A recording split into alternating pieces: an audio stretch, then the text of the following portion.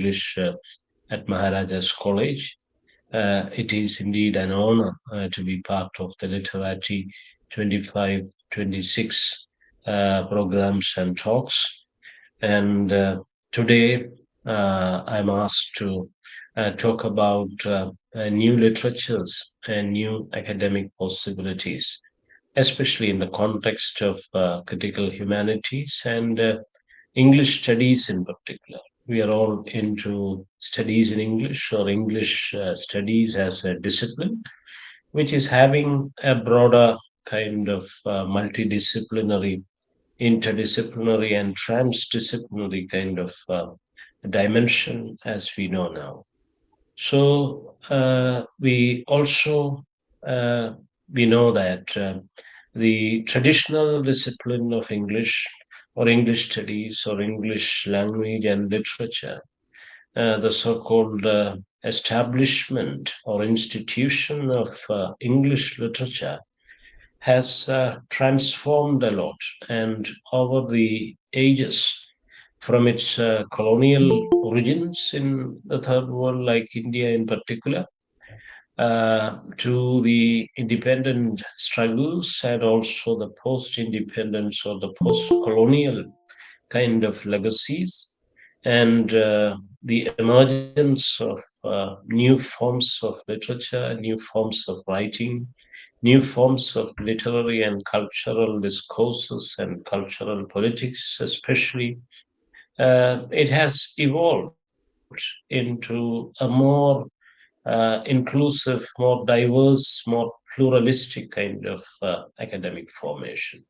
So we now know that the simple or the so-called classical English studies, it has transformed into a more broader, inclusive, diverse, and dynamic cultural studies. So there is a transformation from the old literary paradigm into the new perspectives of cultural studies or multicultural studies, especially in the context of democratic countries like India, and especially in the context of the third world or the fourth world, the underdeveloped and contested legacies of the geopolitics of the present in particular. So there was this transformation from the literary paradigm, from the so called literature, institutionalized forms of literature, into more broader, more inclusive, more diverse forms of literary processes and evolving literary legacies, new languages, new hybridized identities, new contexts, new politics, new cultural politics. So, all these things have shaped English studies or the traditional English discipline into a broader, pluralistic, diverse, democratic, and multicultural kind of humanities. So it has bridged these transformations, these socio-political, epistemological academic transformations have actually linked the English studies into more theoretical and critical humanities in the present. So that is why we are talking about the emergence of new forms of writing, new forms of human identities, and new forms of literary and cultural discourses and cultural politics at large. We are talking about culture and its difference, the diversity of culture, the culture and hegemony. We discuss very important, crucial socio-cultural and political issues like hegemony or ideology and discourse and so on and so forth. So it has become a more broader, more complex, more abstract, more critical, and more theoretical kind of a discourse. English studies has become more than English. So becoming more English than the English, that was the motto in the olden colonial days. becoming more English than the English, becoming more queenly than the queen herself. So that kind of adherence to the native elitism was there in the earlier phase of colonial origin as far as English language is concerned. But now we have a diversification, we have a democratization, we have a more broader pluralistic inclusion representation is given to the diversity of cultures, different cultures, subcultures, cultures of the others, minority cultures, minor and marginalia are given more importance because we were fixed to that colonial or patriarchal center, whether it is in the Orthodox tradition of India, in the cultural orthodoxy of the native lands, or from that colonial white supremacist capitalist patriarchal world. We were fixed to those power centers earlier, and now we are more broader, more opening up to various other influences, multicultural influences, the influences of the margins, the lives of the periphery, the writing that is coming from the outside or the margin that is also recognized as equal and non hierarchical, a more egalitarian, a more inclusive, a more representative, or a more multicultural and democratic view of literature and culture is being imbibed and enshrined at the heart of the English studies. So, from the very advent of imperialism in India, we were open to these greater values that were behind the Enlightenment tradition of Europe. Of course, that tradition reached us through imperialism. So English is having that double bind or that double burden, of course, as post-colonialists would argue, Gayatri Spivak and others, they have written about that double labyrinth, that double bind or that double burden of English. It is, of course, a foreign language, it's an alien language, it is a colonizer's language, but fortunately, in places like India, it has also benefited us, the people of India in particular, who were under the hegemony, under the most brutal, dehumanized yoke of slavery, which is described as slavery or gulamgiri by one of the pioneers of social revolution in India in early 19th century. Jyotiba Phule has described it as a slavery, the caste varna slavery, the caste system of India, and its theoretical scriptural backing called a Varnashrama Dharma, the Vedic Sanatana Varnashrama Dharma, or the Chaturvarnya system, simply, or the caste system, is the most degraded, dehumanizing form of slavery anywhere in the world and at any moment in human history. So that kind of a slavery, the caste system, the Chaturvarnyam, the Varnashrama Dharma, the rule and regime of Manusmriti and the Smritis, the Hindus ruled by the Smritis, they declared Narayana Guru in Kerala. In 1914, he declared that how can we get justice in Ram Raj? In Ram Raj, during the time of Ram, Shambhuga was beheaded by the Lord himself for just being born in a particular varna called the fourth and last varna, the Shudra. So that was the social engineering of the Chaturvarnya society, the casteist society in India.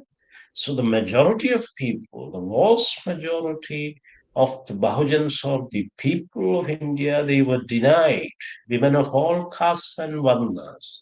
And the working people in particular, the vast majority of people in the form of Shudras and Atishudras, which is a term from Jyotiba Phule again, the Shudras, the last Varna within the Chaturvarnya structure, within the Savarna structure, And the vast majority of people outside this Savarna or the caste Hindu structure, they are called the Avarnas or the outcasts or the untouchables.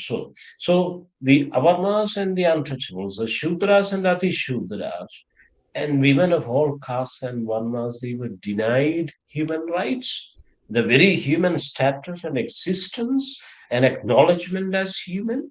And women were also outside. Women were also equal to Shudra. Like women are equated with the so-called niggers in the white capitalist uh, heteropatriarchy in the West. So, because of this system, we have benefited from the legacy of the French Revolution and the Magna Carta and the European Enlightenment, though it was a colonial kind of modernity that reached the colonies like India.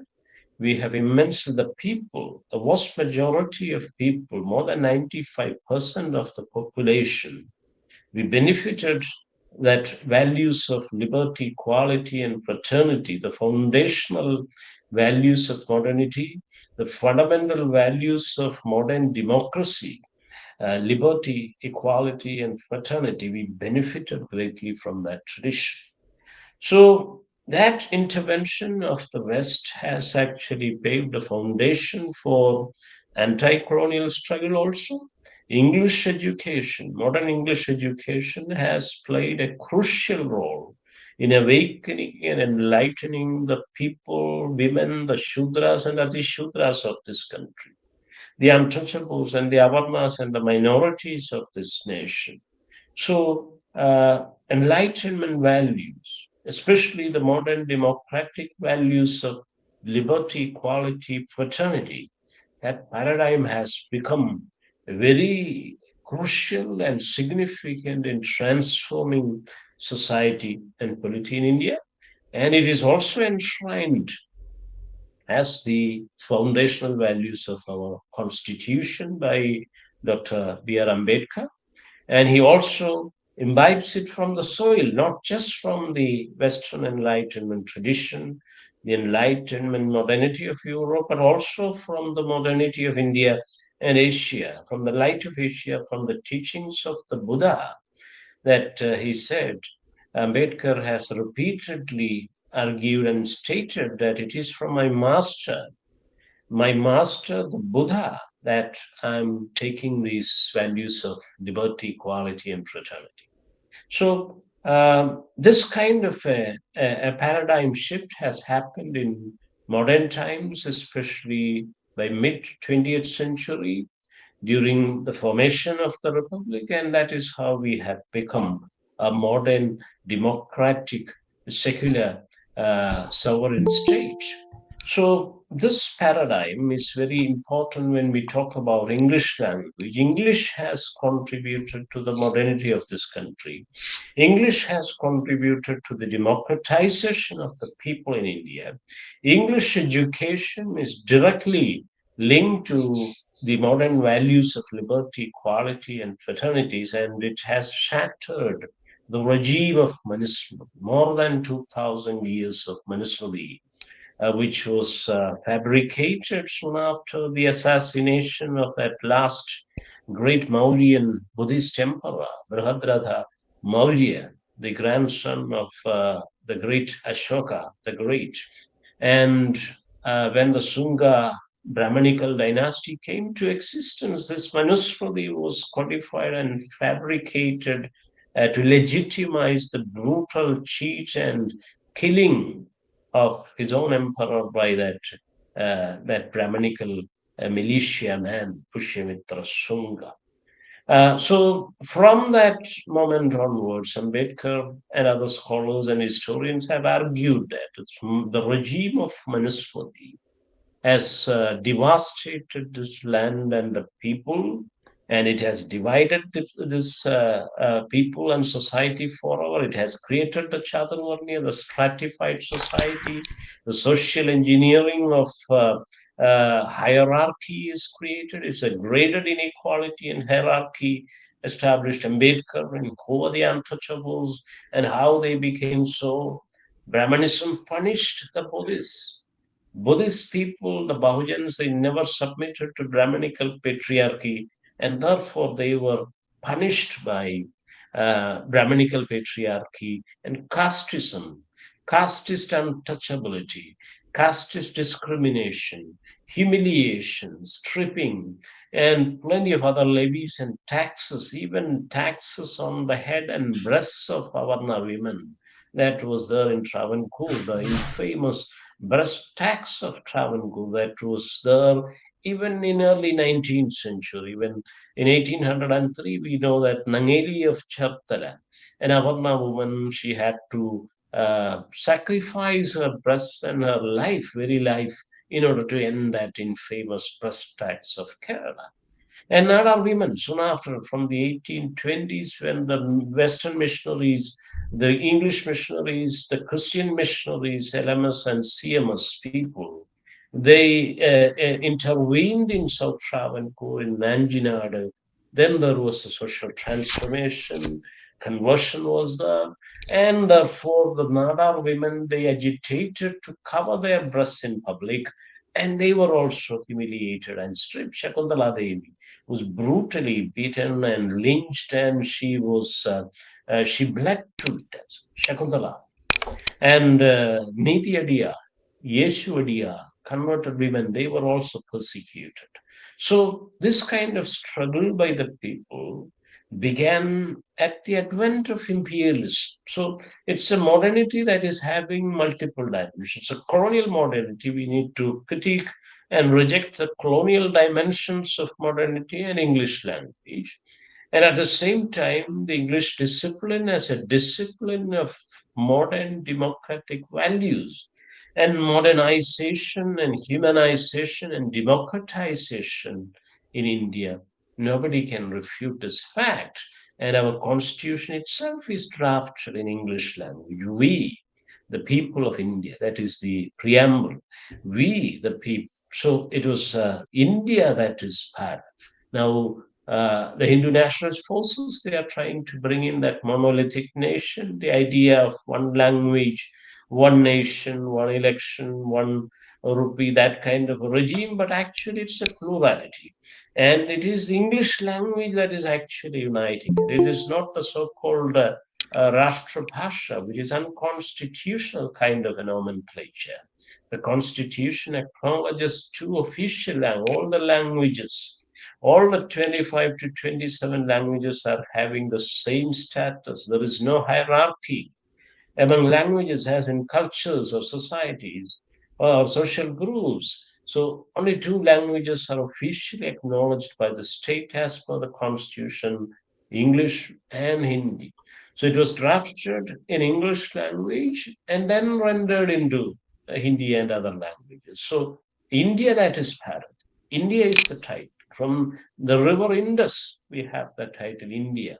Sindhu, which was pronounced as Hindu by the Persians and Arabs, that actually gave birth to the word Hindu itself. So it's an alien, so called alien or a so called foreign word that was used by the Arabs. So the very term or the very word Hindu itself comes from the Arab Persian register or family of languages. So we know all these issues, and therefore we need to be very much vigilant about the idea of democracy, the idea of modernity that is associated with English language. So therefore, in post-colonial times, you have a resurgence of linguistic traditions and cultural traditions and literary traditions and a flourishing of literature in India. So that is why even in English we study about Indian writings. And also we are studying about the new emergent writing from various parts of the world. So that is the rise of new literatures or emerging literatures from various parts of the world. So literature is not just a single institution. It is not just a European institution. It is not just a British or Anglo-Saxon literary tradition or linguistic tradition, but many other traditions, many other linguistic families, many societies are there writing in English. They're using English. In India, for example, the people of Northeast, our people of Northeast, they are using English language. For some of them, English is their first language or at least second language. And they are using English language for literary production. So that is why the Constitution acknowledges English as an Indian language. English is also an Indian language, and it is the first official language of the state also. Our constitution and the legal system, it's all originally written and composed and codified in English language. So English is also a genuine, constitutionally acknowledged Indian language. So likewise in various other parts of the world, of course, because of colonialism, because of Anglophone and Francophone imperialisms, many parts of the world they have become English and French that we know. So that is what the legacy that we call as post-colonial literatures, which has already emerged in late 20th century and early 20th, 21st century. It has become part of the course syllabi in various universities across the world. It is now taught in our schools and colleges and universities. So we study various other literatures also, not just the traditional British literature or the so-called American literature as English. We also study Caribbean literature. We study Australian English. We study Canadian literature, which is written both in English and also French. And translations are playing a crucial role in getting across these cultures and traditions and political boundaries. It's a crisscrossing of the global literary and cultural landscape. So translation is available, especially English and French translations are getting across all these corners of the world and revolutionizing cultural exchange and transformations all across the globe. So we study our own Indian literary traditions, Mahashwara Devi or Premchand, Munshi Premchand or Abdul Bismillah, and Muhammad Iqbal and others, we know through English translation. We may not read Urdu or Ghalib's Persian and Urdu and Mir Khusro and all, but we can read through English language. So our own traditions of Hindustani or Urdu or Persian or Arabic, we are now reading through English or French. So, likewise, we are also talking about Caribbean literature, the West Indian literature, and also the African literary legacies, the African traditions of writing. So, plenty of them are writing in French and English language. Frantz Fanon, who was a Francophone subject, he has actually pioneered the political theory, the psychological and political theory of postcolonialism. So whether it is Frantz Fanon or later French masters like Lacan or Bourdieu or Michel Foucault and others, we are all reading in English language. We are studying these French masters in and through English language. So English studies have been transformed through the arrival of the rise of translations in various European as well as Indian or Asian or African language. So a variety of literary sources and institutions and writing legacies and traditions have transformed English studies. And we study more than English. We study more than Anglo Saxon. We study more than Anglo British or Anglo American legacies. We study African literatures. We study Caribbean literatures. We study Canadian literature. Within Canadian literature, we are also dealing with the First Nations, the Aboriginal writings of Australia, not just the white writing of Australia, but the Aboriginal writing of Australia, written by Aborigines in Australia. Those who are fighting the so called internal imperialism within the Australian jungle or the wilderness or from the Canadian land. the ancient people. They are called the First Nations of Canada, the Can American writing, the Amerindian writing, Leslie Marmon Silko, and Lee Maracul, and plenty of such native Can American and Amerindian women writers. They are also writing about women's issues from the nativity from through that tradition, like in Ngugi wa Thiong'o and others, those who have revolutionized African literature through that work called Decolonizing the Mind. Uh, like we remember Frantz Fanon, The Wretched of the Earth and Black Skin, White Mass, and Towards an African Revolution, and all those works towards the dying colonialism and not towards African revolution.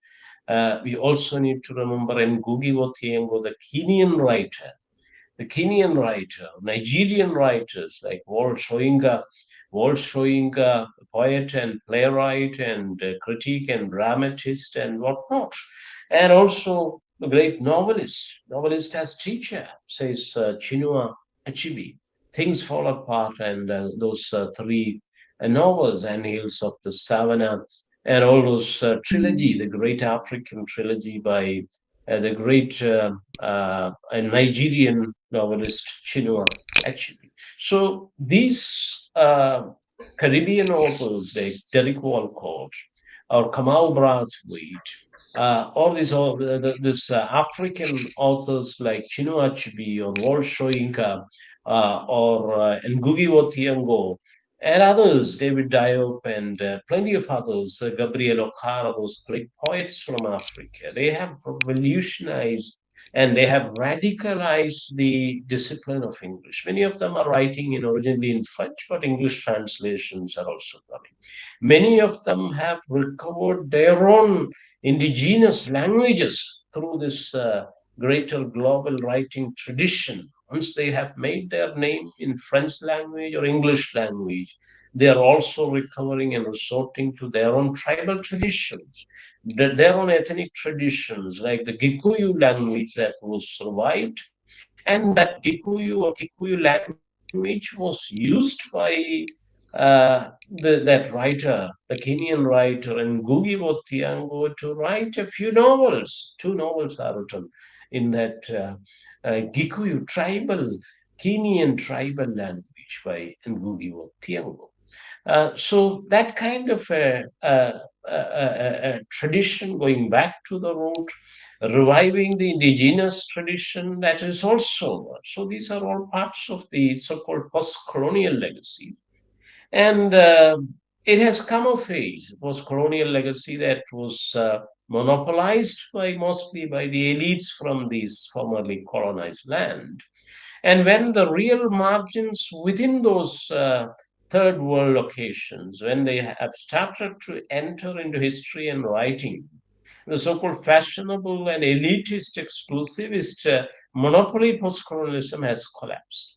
So that is what happened in the case of India, when the real margins, when the real people at the bottom of Indian society, the Atishudras, not just the Shudras, but those who are even further behind them, the Atishudras or the untouchables, the Avarnas and the Bahujans and the Dalits in particular, when the untouchables, the broken people, as Ambedkar has defined them, Brahmanism, Brahminical patriarchy has given them that punishment because they never submitted to the dictates and the Smriti Shruti Purana tradition and the Vedic metaphysics and scripture or the power and authority of the casteist Vedas in India. So they were punished as the untouchables. They were broken by Brahminical patriarchy. That is why they are called the broken people, the broken men and the broken people outside the so-called caste Hindu village, argued Ambedkar. So when the real margins in India began to speak, uh, it was like a real revolution, the real revolution and the real revelation for the caste Hindu elites who monopolized the theoretical parlance, especially in the Western academia. You may remember how this Gayatri Spivak was questioned by a young Dalit student recently. When he began to speak, she questioned his accent and pronunciation and so on and so forth. And so that was really what you call illuminating and a shock kind of treatment for the cultural elites who actually monopolize discourse and voice and agency of the people. So, when the real margins began to speak, when the real marginalized people, when the real unrepresented people, those who are denied their human existence and equality and justice and equal right to representation, that is denied, the unrepresented, the backward people, when they began to speak, actually the post-colonial has faded in India. It has come to an end. The so-called subaltern studies collective in India, it has ended. Their journal and their volumes have ended. Their conferences have ended because the real margins, the real untouchables began to speak and write and create meaning and history. It is a concept of Antonio Gramsci also. When the subaltern comes to hegemony, it is going to be very important and revolutionary. When they can shatter the oligarchy, the monopoly power, of the elites. A few elites are always ruling. That is the root cause of fascism, argued Antonio Gramsci. It's exactly like the warning that was given by B.R. Ambedkar in 1930s, early 1930s, when he was going to London for those roundtable conferences with Gandhi and others. He made that draft constitution of India, and in that draft, he noted this point. He proclaimed this point that a mere handing over of power to the so called Indians won't make India democratic. And the people must get their due rights and shares, the right, due, and adequate representation of all social groups or communities in the case of India. It is called communities. So, due and adequate representation of all communities alone can ensure democracy, true democracy in India, because in Indian soil it is a top dressing. He warned us. It is marred by thousands and thousands of years of at least 2,000 years of cultural hegemony and this caste varna system. It is the reign of Manusmriti. So in India, it is extremely difficult and painful an effort to create a democratic society and a country and a political structure here. And it is indeed difficult. It's a difficult task he wants. So when the real margins began to speak, the oligarchy, the monopoly groups, the cultural elites, and the literati, they have faded, and their so-called fashionable monopoly post-colonialism has ended, and there was a flourishing of Dalit writing and Dalit literature and Dalit Bahujan kind of writing against as anti-caste writing, as anti-Varnashrama or anti-Chaturvarnya writing, anti-Vedic writing. It began from the Buddha and the Tirthankaras, from the Jain and Buddhist traditions, the Charvaka and Ajivaka traditions of India, and it is still continuing. So the Buddha was the first major thinker and social philosopher to address the victims of the caste system and this Vedic Varnashrama called the Chaturvarnya system. And he included all those people, all the Bahujans. That was his philosophy. It was never after gods and goddesses. My philosophy is about the good and welfare of the people. Bahujana Hitaya, Bahujana Sukhaya, that is my philosophy. It proclaims, and he included all the Bahujans, all the people, all the so called ostracized, excluded, unrepresented, those who are denied their very human right, fundamental right to self representation. He included them all in a very democratic representative system or a visionary society called a Sangha. The idea of the Sangha, Ambedkar imbibes it. The idea of the Buddha, Buddham, and Sangham and Dharmam, the ethics. Ethics is called Dharma, and Sangha is the democratic social order of inclusion and representation, truly democratic society, which is there in the Vinaya Pitaka of the Tipitaka of Buddhism. And Buddha means enlightenment, awakening. Awaken. Anybody can be an awakened person. Any person can become an untouchable. In the so-called caste varna, Chaturvarnya Vedic system, the untouchables are cursed as Chandala and Antyajas, and Nicha yonis, and Papa yonis, and Shudra yonis. And all of them are equal humanity to Buddha, who proclaim the truth that we are all human beings.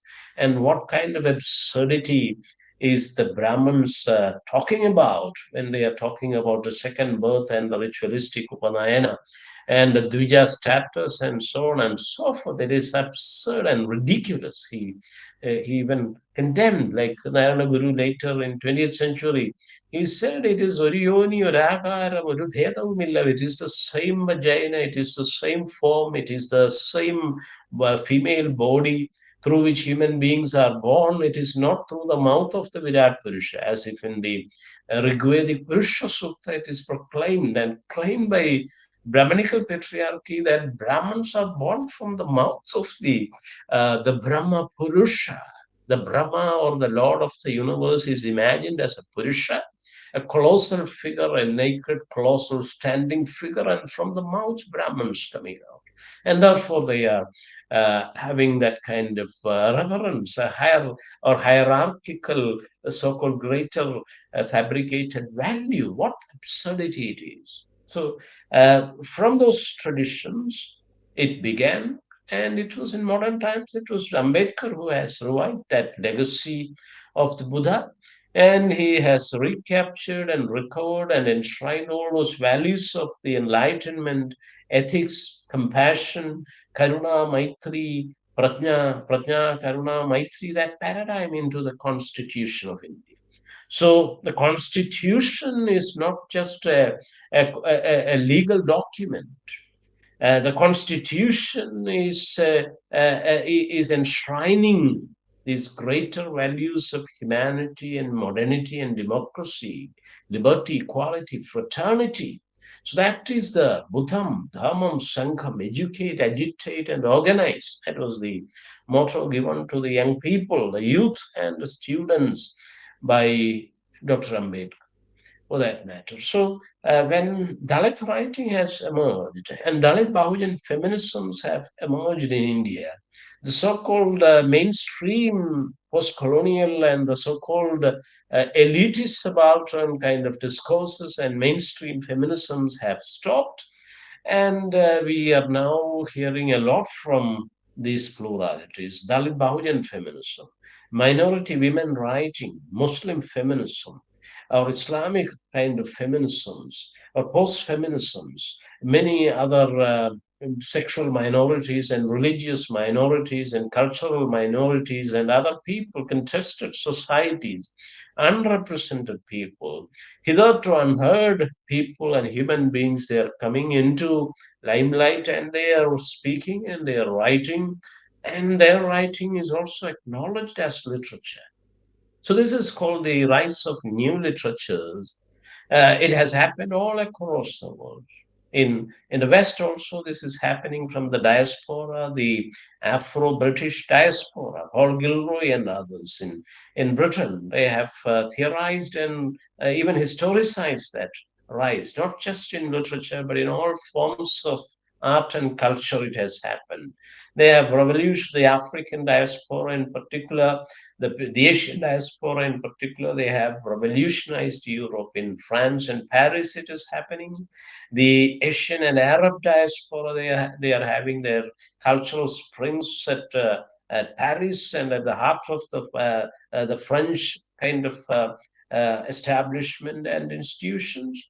And in America also, the African American traditions, the Mexican tradition, the Hispanic and Latino traditions, the what do you call the Amerindian tradition, the Chicano tradition, and many other traditions, the Asian traditions, the Afro traditions, and Amerindian or Native American traditions. It is revolutionizing American culture and canon, as Toni Morrison herself has observed in Playing in the Dark, her only critical work, Playing in the Dark, Whiteness and Literary Imagination. Morrison argues that this 500 years of silence about the black minorities, the Africanist presence.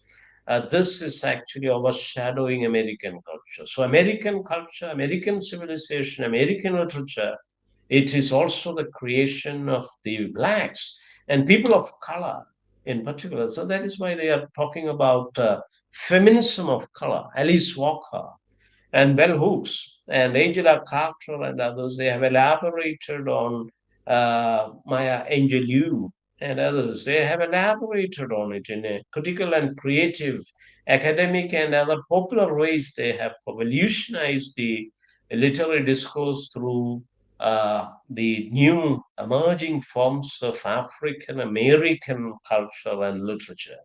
African American music and visual cultures, African American forms of cinema and music videos and other forms in the culture industry, they have revolutionized it. So that reduced minority culture of the so-called blacks or the so-called niggers in America, they have drastically democratized and revolutionized the mainstream American culture and cultural industry in particular. So there is an emergence and resurgence of the minorities and the minor and the marginalia in all forms of literary institutions all across the world, whether it is in Europe or America or Africa or India.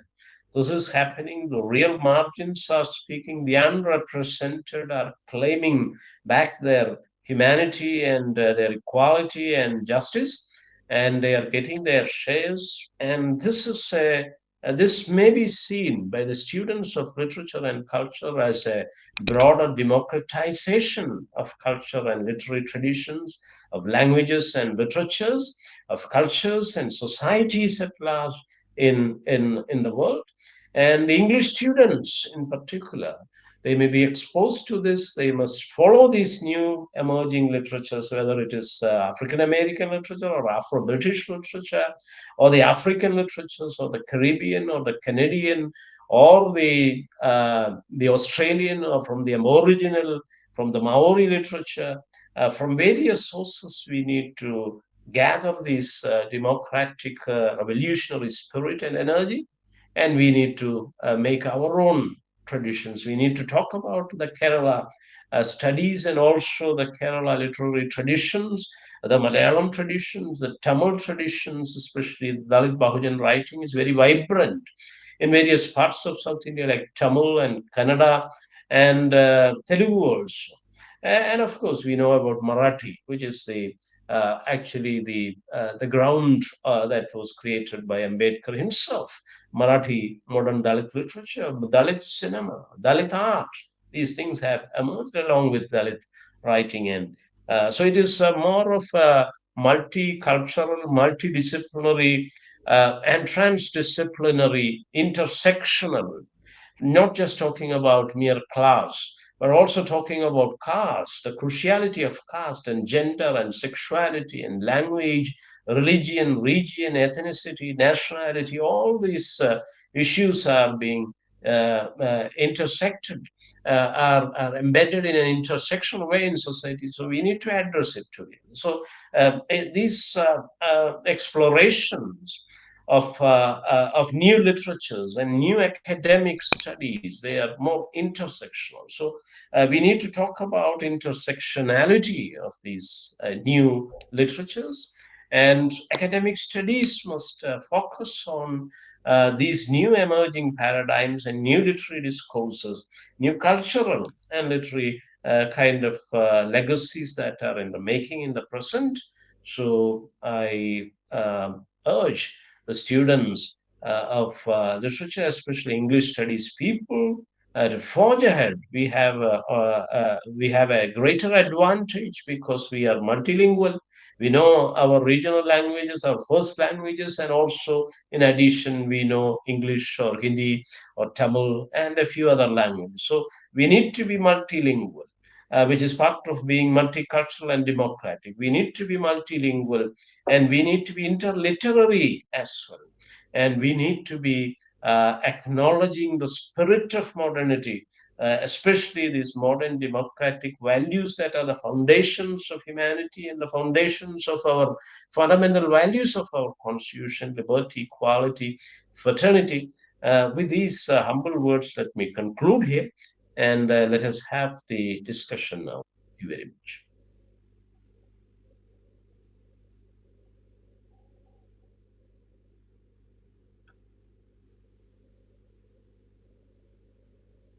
Thank you, sir. We'll now begin the Q&A session. The participants can either raise your hand or you can type them in the chat.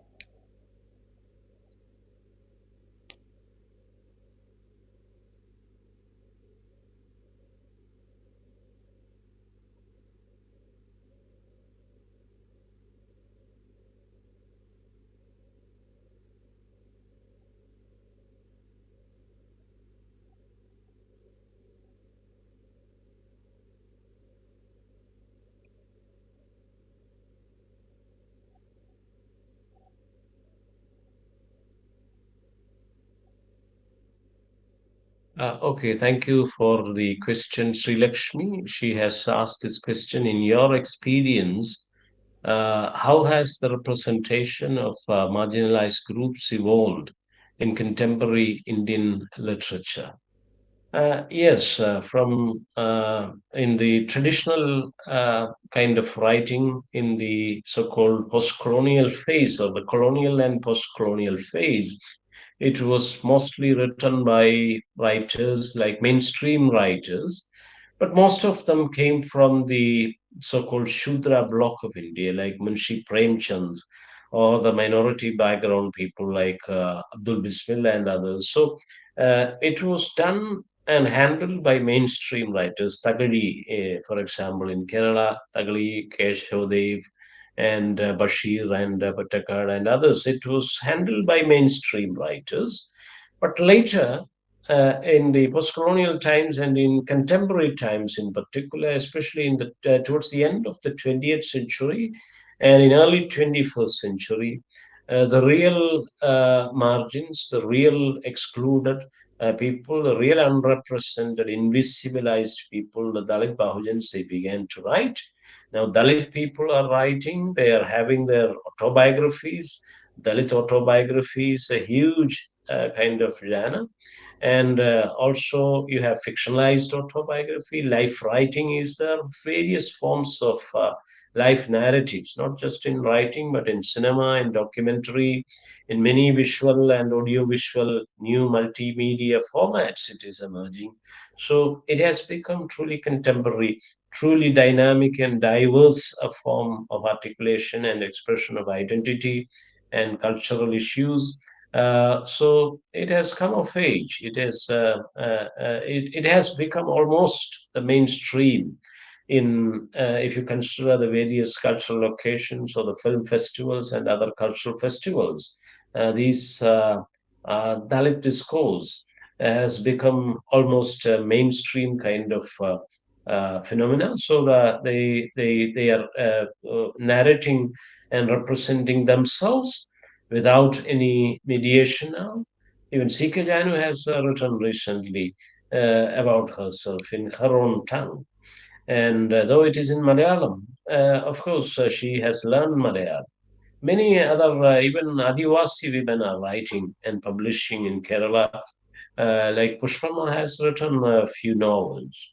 That Rajini Palambaram, she has written an autobiographical kind of narrative. That Nellimaram Pullan.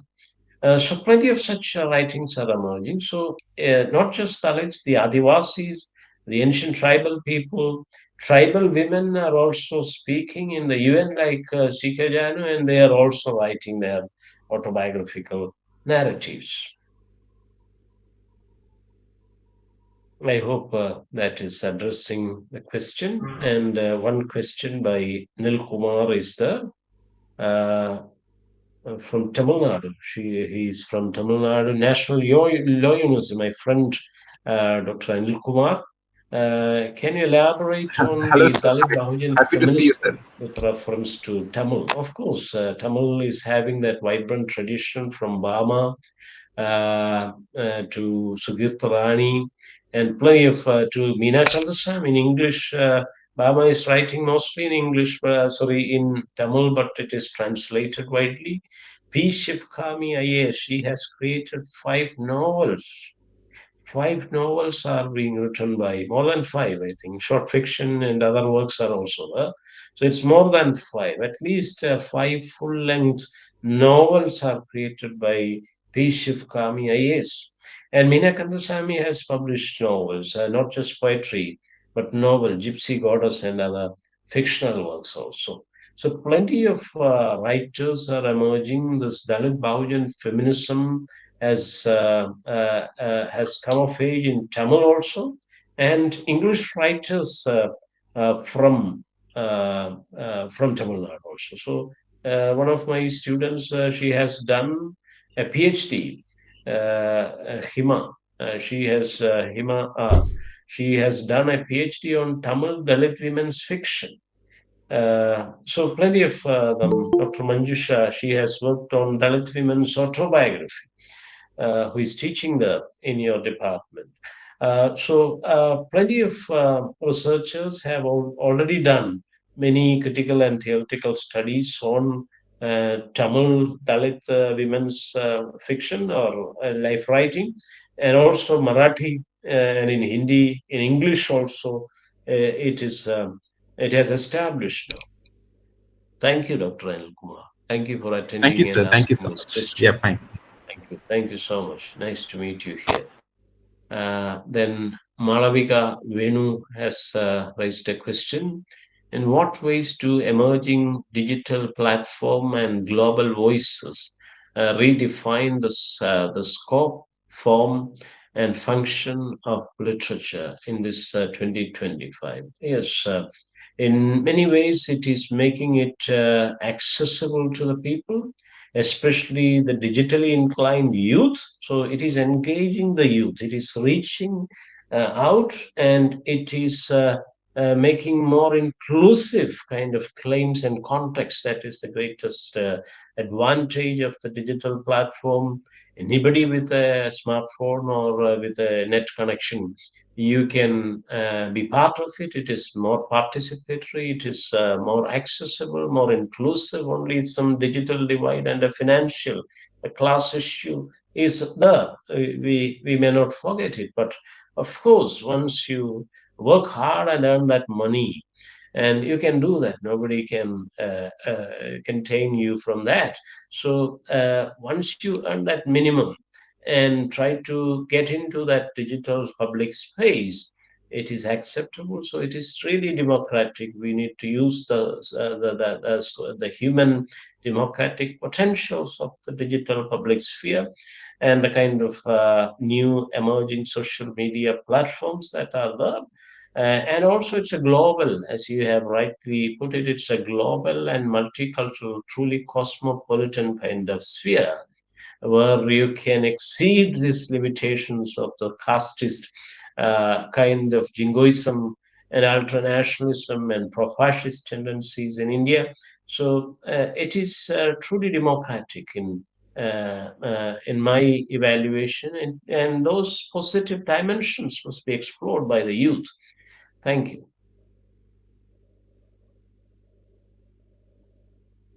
Thank you, sir.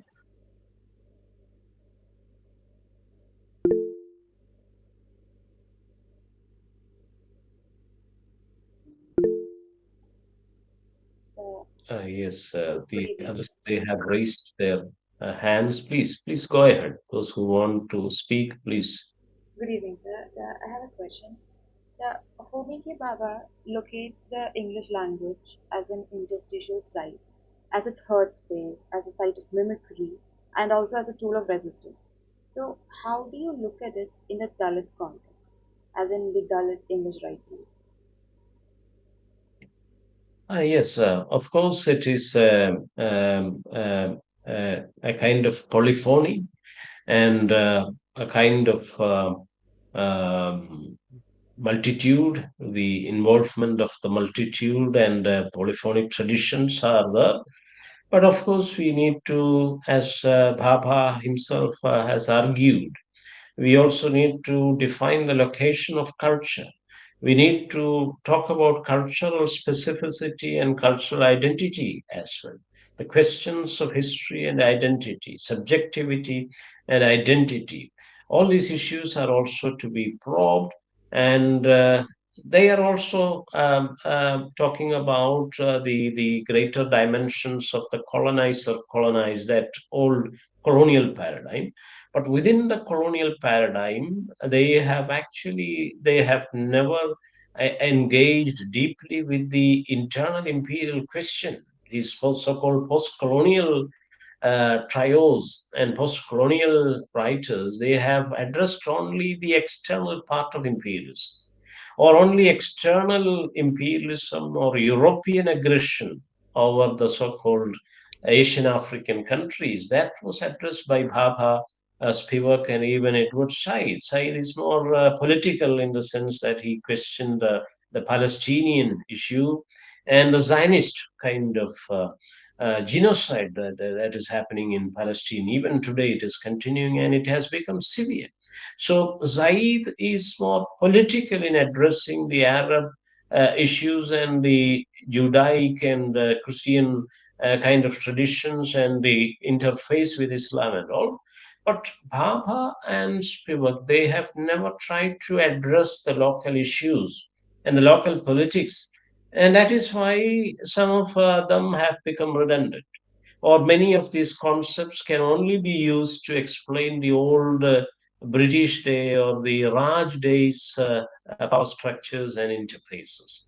So we need to go beyond the critique of external imperialism or European aggression, and we need to address the more penetrative and the more lasting empire of caste in India, especially in the context of India and the conflictuous context of Asia and Africa. We need to address the questions of ethnicity, nationality, religion, region, caste, gender, sexualities, these intersectional issues, especially the vital fundamental issue of caste in India. You cannot talk about colonialism or imperialism or the colonized or mimicry or hybridity or anything without without a critical voice on Chaturvarnya and the caste system.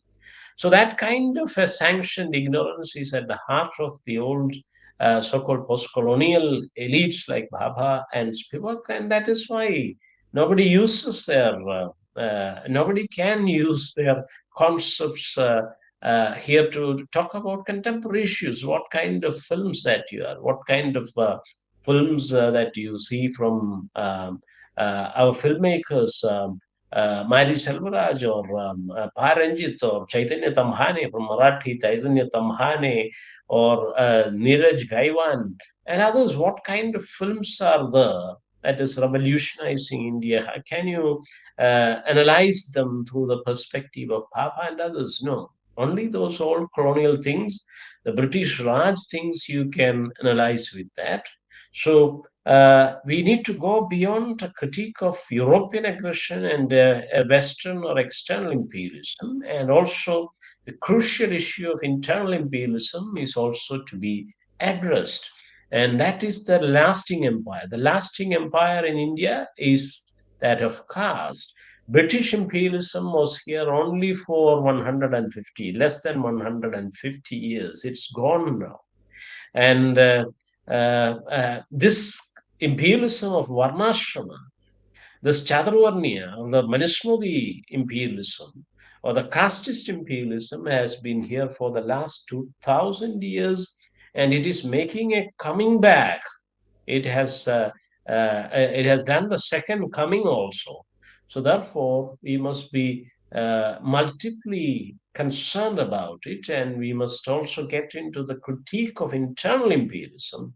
That is more valid and relevant. And Dalit literature, Dalit Bahujan writing, minority writing, anything that critiques the Varnashrama Dharma, and Ram Raj or the Hindu Rashtra is doing that precisely. Thank you. Thank you, sir.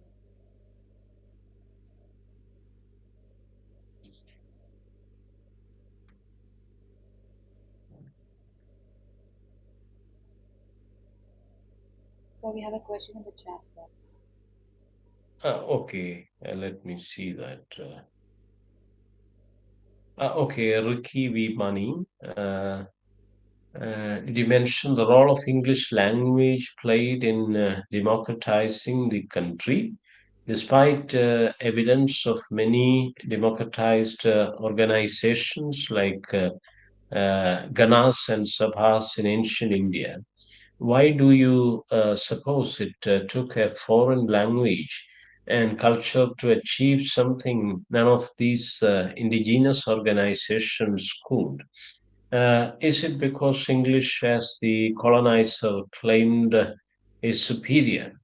Never. No language is superior. We are actually, through studying language, culture, and literatures, we are actually questioning that kind of supremacist or superiorized theories on language or literature or culture. So that is what that colonial part, the colonial burden, we need to reject. But we are taking only the democratic and human and positive dimensions, acceptable dimensions to the modern society, the contemporary society, and to the future. So these traditions of the Ganas and Sanghas were there in India during the Buddhist days, and that was violently through brutal cheat and murder and loot and genocide that was destroyed by Brahmins. So that is why I mentioned Ambedkar. Who were the untouchables? How they became so? Nobody becomes untouchables. They're forced to become through brutality, through cheat, through bloody violence and stratagems. Like Mahabali, he was pushed to the netherworld. The Dana Dharmi, he was a charitable person who was even giving everything that he can, and then he was pushed to the netherworld by that beggar. ധനം കൊടുത്ത സുമതി തന്റെ ശീർഷം ചവിട്ടിയ യാചകനും Shri Sahodaran Ayyappan of Kochi in that Onam part, the Song of Onam. And that Vamanism, that Brahmanism must be abandoned, and the regime, the just and egalitarian rule of Mahabali must be brought back. That is the appeal with which Sahodar Nayipan concludes that Song of Onam, Onappat. So the very myth of Mahabali, which was also used by Mahatma Phule in Maharashtra. So he termed the future India as Baliraj, the kingdom of Mahabali, the renouncer, the giver, the charitable person, the Dhanadharmi, was a Buddhist kind of Chakravarti, Mahabali Chakravarti, one who has turned the wheel of ethics, like the Buddha himself or Ashoka himself. He's a representation of Buddha and Ashoka. That is why he's called a Dhanadharmi and a Chakravarti. Dhamma Chakra Pavartana is a Buddhist kind of specifically strategic Buddhist mudra, it is. So this was because it believed in non-violence and compassion and truth. It was sidelined and suppressed and somehow demonized, and through brutal violence and genocide it was killed. It never died naturally. It was erased by Brahmanism through bloody violence. What you see in the drunken parleys and revelries in the cow and cultivators, and a lot of brutality was unleashed. Plenty of the ritualistic reenactments are there in Kerala and Kodingalur or Chertala and everywhere. All the old shrines were Buddhist shrines in Kerala. All the shrines having more than 400 years legacy, they were Buddhist shrines encroached and through this bloody violence and cheat and Kavudindal and Kaluvetal, even Kaluveti Kallus are there beyond Tirunelli and Ashamanur, and many places in Changanasheri, Varapalli, Trikodithanam, everywhere you find that execution stones, cultivator that was there. The religious persecution that was done to the Buddhists, raping the Buddhist nuns and making them Devarachis, that was there. K. Jamnadas has that book. So we need to, the real history is forbidden to us. The real history is erased from the caste Hindu pedagogy. So we need to seek history and read more history to find out. So that is why I mentioned the importance of Kerala studies. And Indian history is to be studied from Robila Thapar, Ashoka, and the Mauryas onwards. You need to read to understand the reality. This is never fabricated mythology like the Ramayana or the Ram legacy or the Krishna legacy. The riddles of Ram and Krishna wrote Ambedkar. കൊല്ലുന്നവനില്ല ശരണ്യത മറ്റെല്ലാവിധ നന്മയും ആർന്നിടലും proclaimed the Guru in Kerala in Jivagarunya. The killer has no virtue. How can the killer become a god? He's not even a human being. He's ridiculous and he's meaner than an animal, a brutal rabid dog. And how can he be a human and then God? How can the killer become the leader and the prime minister or God? That was a question.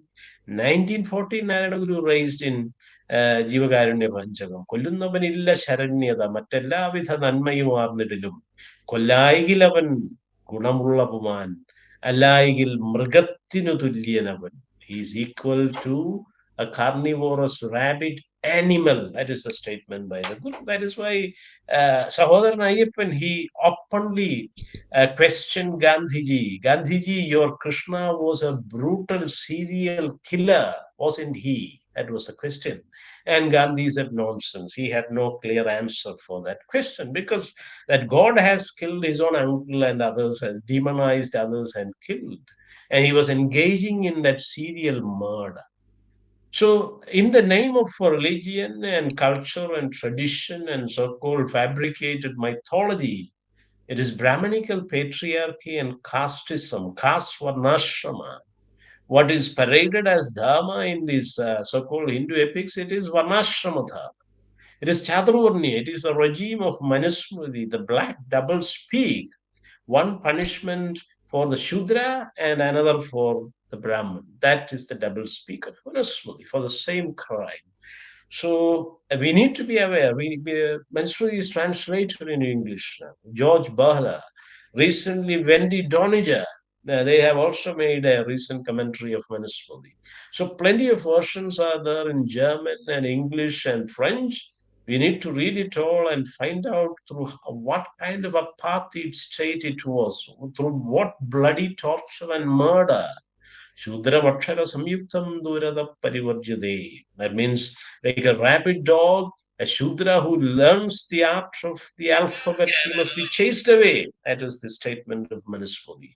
Nastri swadandre marhadi. Women doesn't deserve freedom at all.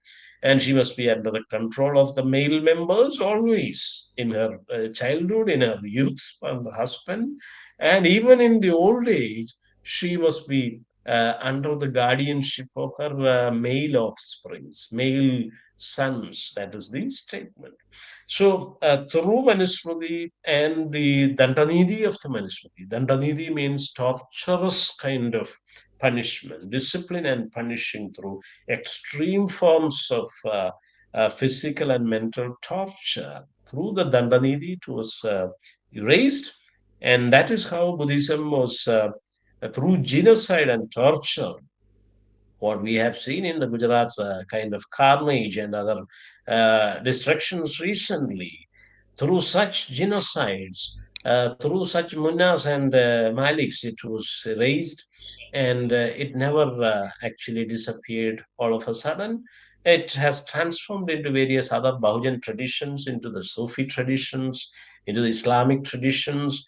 And that is why Muslims are also called Mlecha. Mlecha was originally a term used against the Buddhists. And once they were executed, once the genocide was complete, many of them have gone into Christianity, Islam, and many of them have become the untouchable Dalit victims, Avarna victims of Hinduism.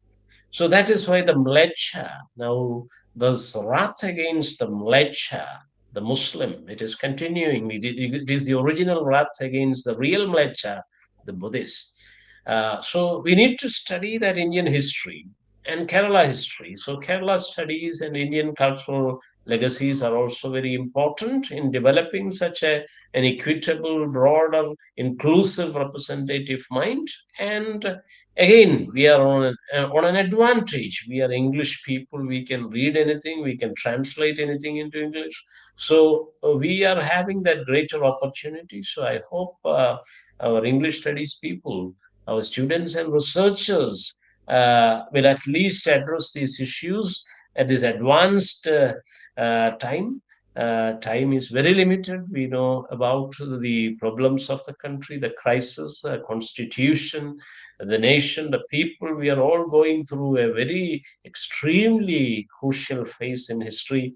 At least we must be aware of these issues. Thank you.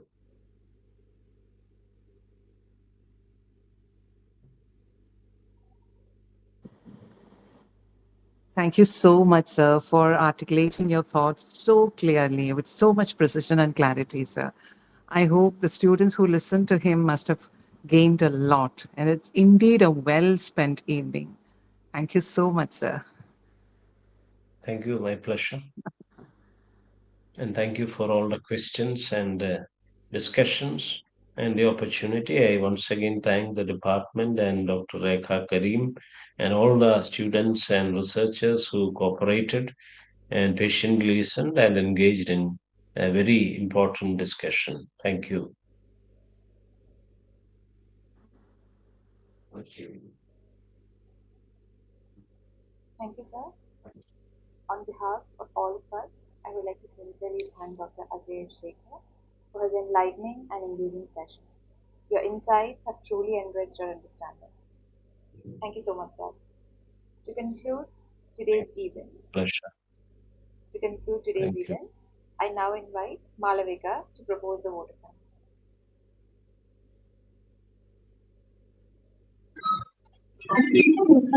A very good evening to all. It is indeed a great honor and privilege to deliver the word of thanks at the conclusion of today's enlightening webinar on new literature and new academic possibilities. On behalf of the Department of English, I extend our deepest gratitude to our resource person, Dr. Ajay S. Sekher, Assistant Professor, Department of English, Sri Shankaracharya University of Sanskrit, Kaladi,